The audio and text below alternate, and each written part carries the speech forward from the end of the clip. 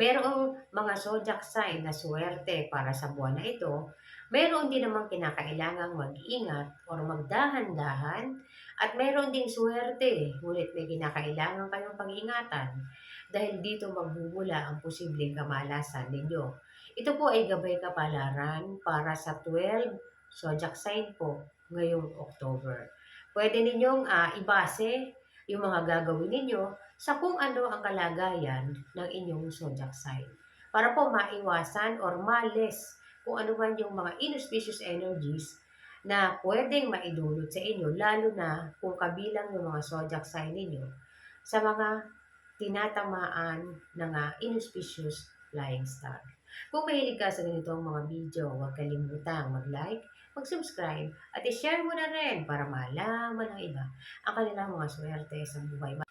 Bago po ang lahat, nais ko pong magpasalamat sa mga nagpaparidig po. Maraming salamat po sa inyo. At sa lahat po ng nag-join po sa group, maraming salamat po. Sa lahat po ng nag-send ng 50 pesos na thanks. Kay ma'am po, maraming salamat sa pag-send ng 200 plus na thanks. At sa mga gusto pong mag-send ng thanks, yan po ay welcome. At thank you in advance mga madam sa mga gusto pa pong mag-send. At sa lahat po ng gusto sumali sa group, click nyo lang po ang join button dyan sa baba. At sa lahat po ng nanonood sa iba't ibang mga bansa, maraming salamat po sa panonood at pagsuporta ninyo. Ganon din po yung mga bagong nag-subscribe po at nag-share. Maraming salamat. At para po sa comment ni Ma'am, ang kanyang money tree ay kinain ng uod ang tuktok at hindi na ito tumubo pang muli sa tuktok. Ma'am, sa pungsay po kasi, hindi masyadong maganda ang meaning niyan. Yan po ay nangangahulugan ng inauspicious energies o mga stagnant energies. Try mo na pausukan niya ng insenso kung manunumbalik ba siyang muli. So, ang pinakamaganda dyan, pausukan mo siya sa loob ng 1 month ng tuloy-tuloy. Hindi mo kailangang everyday pausukan yan, madam. Kahit 3 times a week mo siyang pausukan sa loob ng 1 month, tingnan mo kung manunumbalik siyang muli. Kapag hindi naman siya nalanta or nabuhay siyang muli, okay pa yan. Pero kung sa tingin mo, bago mo pa maubos yung 1 buwan, wala siyang pagbabago, mag-prepare ka na ng isa pang maliit na money tree na itatayo mo dyan or ilalagay mo dyan sa area mo. Kasi hindi maganda ang meaning niyan. Kaya't maghanda ka na ng isang money tree para mapigilan kung ano man yung nais ipakahulugan niyan sa inyo. Kasi ang money tree po, hindi dapat ganyan ang nangyayari sa money tree. At palagi ko nga po sinasabi, iinsensuhan ninyo dahil ang money tree ay may kakayahang higupin ang parehong good luck energies at inauspicious energies. Kaya nga, hindi siya pwedeng iharap ng direkta sa pinto or hindi siya pwedeng ilagay ng direkta sa pinto na nakaamba siyang nakaharang or nakablock sa pinto. Igigilid siya para po hindi siya magdulot ng unwanted energies sa area. Okay? At para po sa comment ni ma'am, ano ang pampaswerte sa kanya? Ma'am, pareading ka po. Comment ka pampaswerte ni Ems kung gusto mo lang po. Pareading ka po para makita natin base sa chart mo kung ano yung swerteng lucky charms para sa iyo. Kung gusto mo lang po mga madam.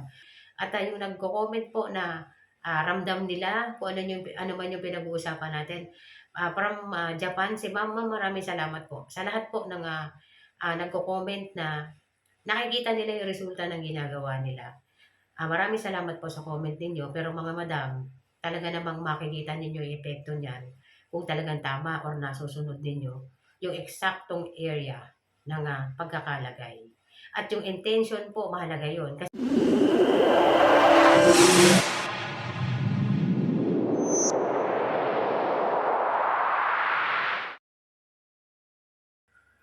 Year of the Rat. Ang Year of the Rat ngayong buwan ay tinatangkilik ng mga enerhiyang makakatulong sa paglago, tagumpay at kaligayahan. Makikinabang ka mula sa kayamanan at kapalaran at makakahanap ka ng mga bagay na pinaghihirapan mong ibalik ang magagandang resulta. May mga kapaki-pakinabang na alyansa na gagawin kaya mas bigyang diin ang pagkilala sa mga tao ng mas maigi.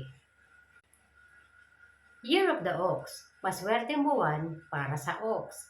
May mga taong matulungin na nakatagong hindi nakikita ang suporta sa iyo.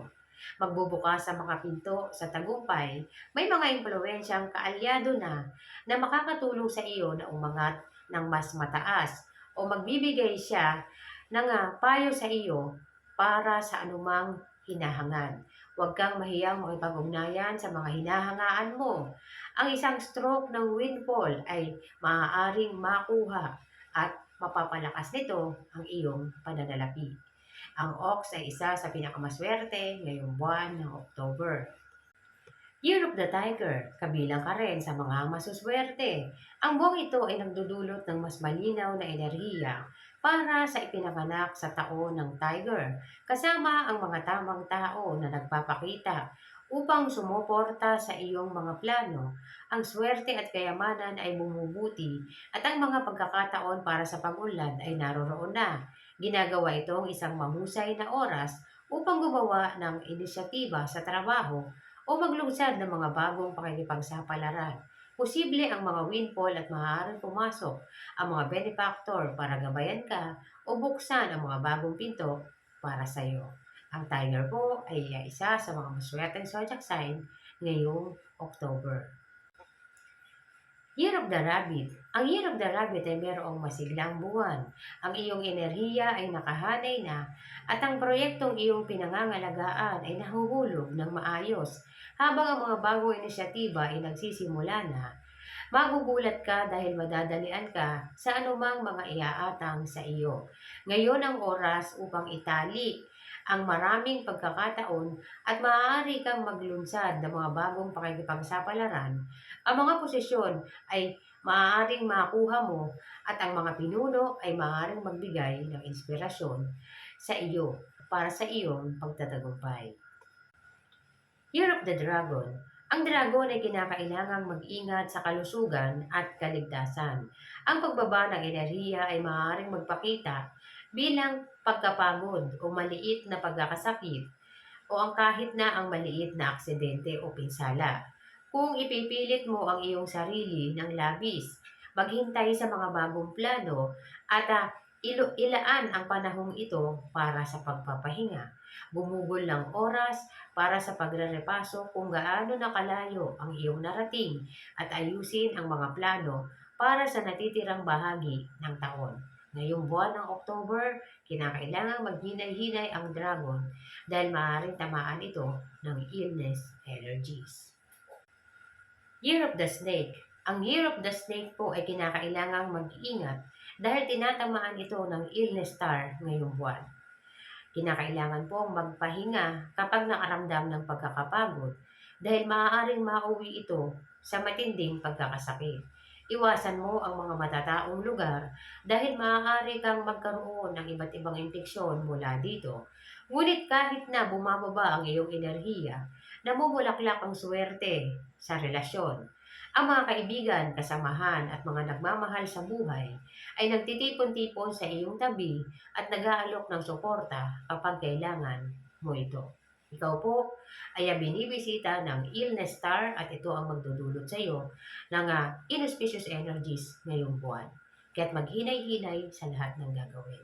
Year of the Horse, kinakailangang mag-ingat at pag-ingatan mo ang mga taong nakakasalamuha mo dahil ang betrayal star ay humaharap sa horse ngayong buwan na nagdadala ng panganib na magkaroon ng mga taong magtatraidor sa iyo habang ikaw ay nakatalikod.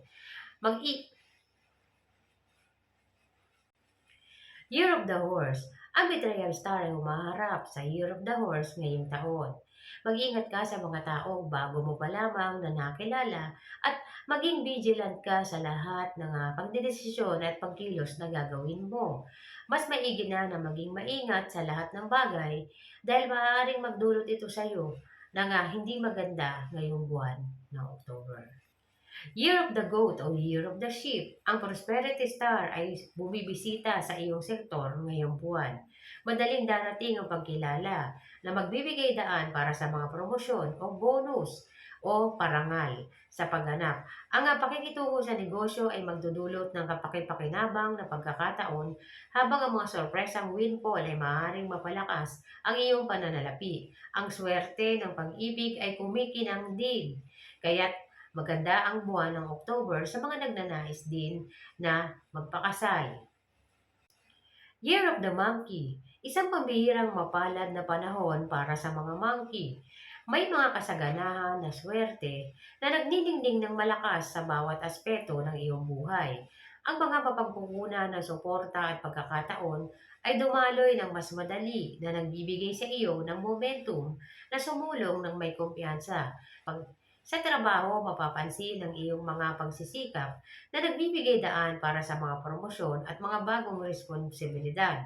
Para sa mga namumuhunan at may-ari ng negosyo, ito ang oras upang kumilos ang mga bagong pakikipagsapalaran at deal na ilulunsad ngayong panahon ng October ay maganda at nangangako ng magandang resulta. Year of the Rooster. Ang Year of the Rooster ay maaaring maharap sa mapanghamong mga buwan. Dahang-dahang ilatag ang iyong mga plano at hayaan na lamang ang mabagal na pag-unlad nito at panatilihin ang mababang profile. Ang mga susunod na buwan ay paborable na para sa iyo. Year of the Dog. Isang masiglang buwan para sa Year of the Dog. Ang mga enerhiya ay pinapaboran ka at magdudulot ito ng paglago at maaaring magdulot ng iba't ibang oportunidad para sa Year of the Pig. Isang maswerteng buwan para sa mga Year of the Pig. Natural sa mga Year of the Pig ang pagkakaroon ng karisma na mas magniningning pa ngayong buwan. Makakaakit ito ng mga tao na maaaring mag-alok sa iyo ng isang samahan o pagbuo ng isang grupo na maaaring magdulot ng pag-unlad sa trabaho. Maaaring ding magdulot ito ng mga bagong pag-ibig o maaari ding maayos ang pagsasamahan o ng isang pamilya at kaibigan. Maswerteng buwan ito para sa relasyon, para sa mga Year of the Pig, ganun din ang swerte sa buhay.